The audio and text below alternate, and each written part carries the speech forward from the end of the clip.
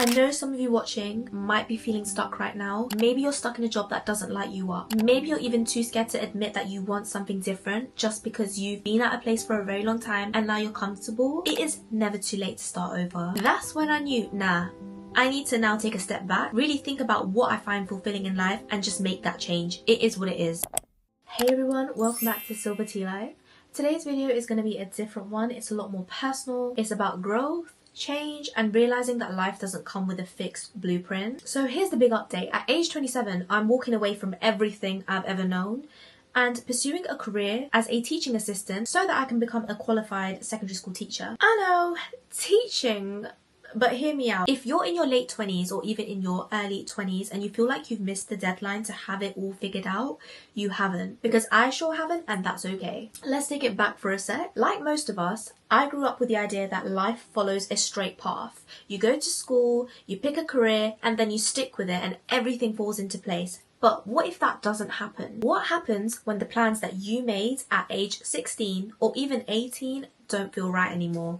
Then what? For background context, I graduated last year in biochemistry. I thought to myself, this is it. I'll go into science, I'll get a lab job, I'll go into research. I thought to myself, yeah, that's it. I'm going to be living my best nerdy life. That's it. It's all figured out, period. No.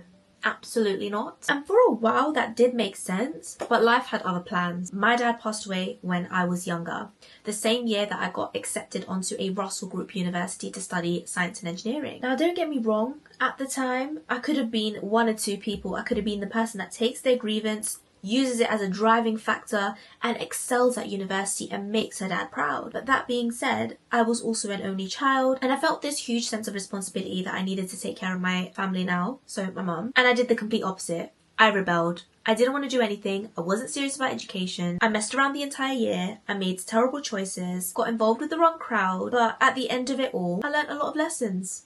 After not passing and also basically leaving that university. During that time, I developed a multitude of mental health challenges. So I suffered from panic disorder, severe social anxiety, couldn't integrate myself into society again, to say the least, because I literally had agoraphobia. And if you don't know what that is, it's when you have a fear of public spaces and you get a panic attack every time you're in one of those scenarios. It really stresses you out and your body is in fight or flight mode. I battled that for the longest time, to say the least. I was also working multiple retail jobs. I pursued nannying for a bit, you know, a little side hustle you could say. But within that, I didn't realise how much I actually enjoyed helping the kids with their homework. I think that's a little bit of a sign I should have listened to now in hindsight. Later on, I then got a job at a GP surgery. This was after I graduated last year. So I worked at a GP surgery as a receptionist administrator, and then I think about after 5 months I got promoted. So I actually got promoted to senior admin before my probation period had ended. So for me that was an accomplishment. It was something for me to be proud of. I had proven to myself that I could grow, learn and thrive in a professional setting. Deep down though, I still wasn't happy. Like something always felt off. If it wasn't the work environment, it wasn't fulfilling. There were issues within that company itself, but I see those issues as a blessing, because if those issues didn't exist, I probably would have stayed stagnant and would have stayed miserable doing something I did not love. I think we've all had those moments, haven't we? When you're going through the motions and a little voice inside your head, it literally whispers, yeah, this ain't it. This is not it. This cannot be it. And most of the time, we're just ignoring it. We're just riding it out and we're like, yep, we'll see where it goes. We'll see how it goes. The voice in your head is literally telling you, this is not where I'm supposed to be, and you're ignoring it. Listen, I'm no one to judge. I ignored that voice for the longest time. I kept thinking to myself, yep, let me just keep applying for lab jobs in the meantime and eventually something will work out. It will work out. But guess what? When I finally got accepted into one, I should have been thrilled. Tell me why I was overcome with a feeling of dread. A feeling of dread. I felt an overwhelming sense of fear.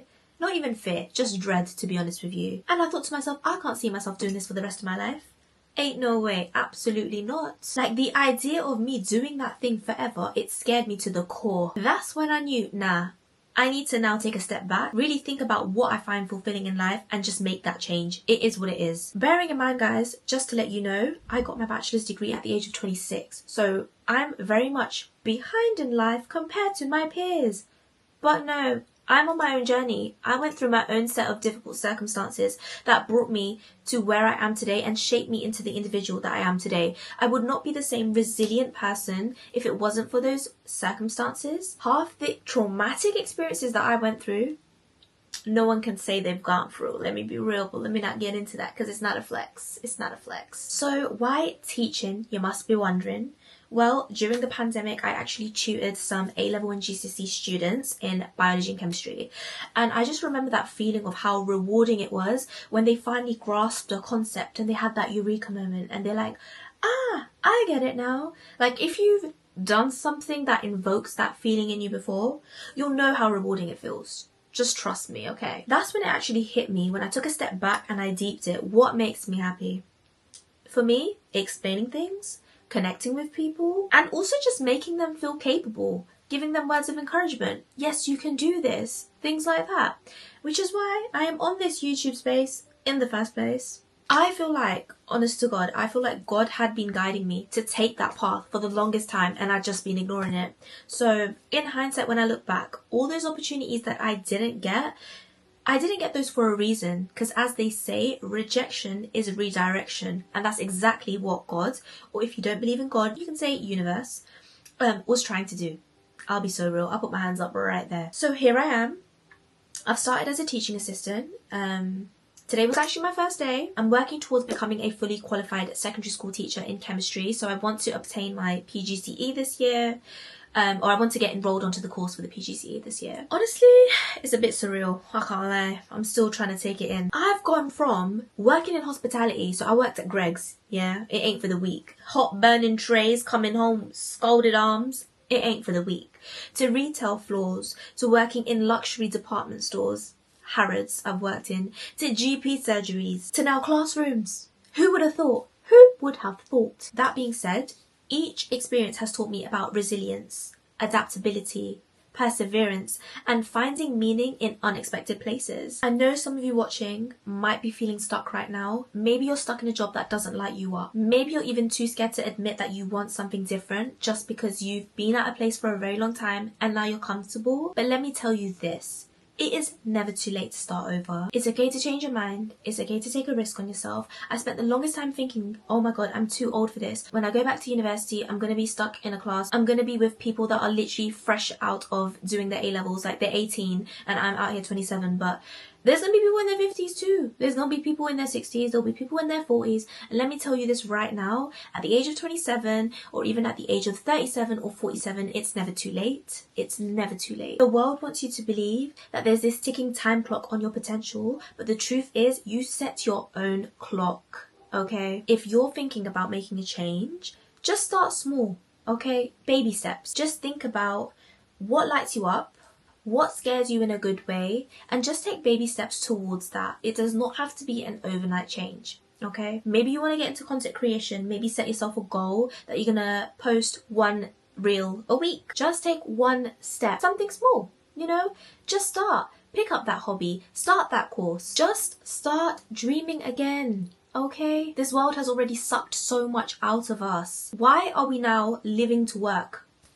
Why are we living to work? We should be working to live. We should be working so that we have time to do things outside of work that we enjoy. Our hobbies, maybe it's spending time with family and friends. For me, the first step was admitting that I want to teach, and the rest is just unfolding as I go. So, what's next? I'll be documenting this entire journey and I'll be bringing you guys along the way from my first experience as a TA to the whole PGCE application process. So if you want to see more of that, then stay tuned and I shall bring you guys along the way. I'll share funny moments, to the challenges, to the day in my life and how I navigate, my hobbies, whilst also balancing this whole career change. So if that interests you, then please subscribe. Also, if this video resonates with you, then stick around because I'll probably be making similar content if it does well, just to help motivate some people, you know. Maybe leave your experiences in the comments below and we can just all cheer each other on. Because let's be real, life is too short to stay in a box that does not fit, okay? That's it for today's video. If you guys enjoyed, then make sure you leave a thumbs up and you subscribe. If you are on the brink of change or you're feeling unsure about your next step, then please share your story and let's just all motivate each other in the comments below. And with that being said, I'll see y'all in the next one. Bye.